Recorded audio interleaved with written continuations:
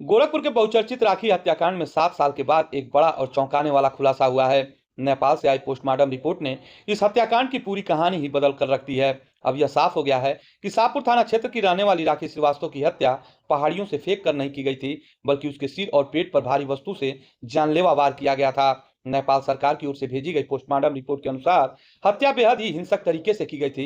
Report में बताया गया है कि राखी के पेट के अंदरूनी हिस्से, जिसे पेरिटोनियल कैविटी कहा जाता है, उसमें लगभग 900 मिलीलीटर खून जमा पाया गया।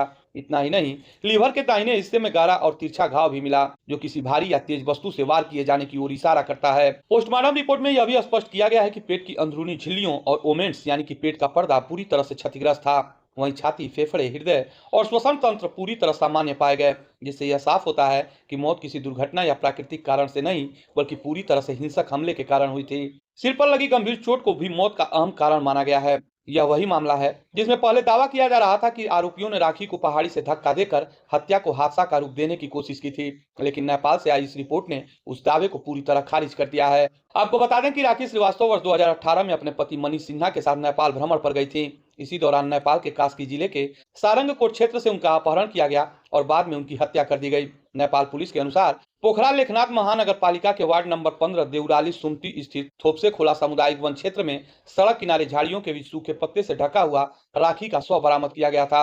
उस वक्त नेपाल की कास्की जिला पुलिस ने शव को अज्ञात मानते हुए पोस्टमार्टम कराया। यह पोस्टमार्टम वेस्टर्न रीजनल हॉस्पिटल पोखरा में किया गया था, जहां फॉरेंसिक विशेषज्ञ डॉक्टर मदन प्रसाद बराल ने जांच की थी।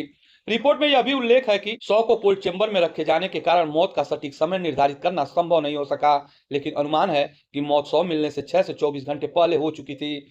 यौन उत्पीड़न की आशंका को लेकर पोस्टमार्टम रिपोर्ट में स्थिति पूरी तरह स्पष्ट की गई है। डॉक्टरों के अनुसार मौत से पहले दुष्कर्म के कोई प्रमाण नहीं पाए गए। इस पोस्टमार्टम रिपोर्ट को भारत में कोर्ट के समक्ष साक्ष्य के रूप में पेश करने की तैयारी की जा रही है। एसपीसीटी की ओर से इस रिपोर्ट के सत्यापन के लिए दिल्ली स्थित नेपाल एजेंसी को पत्र भेजा गया है। नेपाल के कास्की जिला पुलिस द्वारा तैयार की गई रिपोर्ट की आधिकारिक पुष्टि की प्रक्रिया शुरू हो चुकी है। पुष्टि के बाद आगे की कानूनी कार्रवाई की जाएगी। इसी बीच यह भी याद दिला दें कि दिसंबर 2018 में एसटीएफ ने इस हत्याकांड का खुलासा करते हुए शहर के एक चिकित्सक डॉक्टर डीपी सिंह और उनके 2 कर्मचारियों संतोष कुमार और देशदीपक को गिरफ्तार किया था।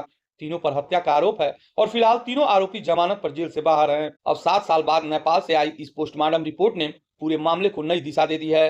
पुलिस इस रिपोर्ट को कोर्ट में पेश कर आरोपियों के खिलाफ मजबूत कार्रवाई की तैयारी में जुटी है। माना जा रहा है कि इस रिपोर्ट के आधार पर केस में अहम मोड़ आ सकता है और लंबे समय से लंबित इस हत्याकांड में न्यायिक प्रक्रिया तेज हो सकती है। गोरखपुर और नेपाल दोनों जगहों पर चर्चित इस मामले पर अब सबकी नजर कोर्ट की अगली कार्रवाई पर टिकी हुई है।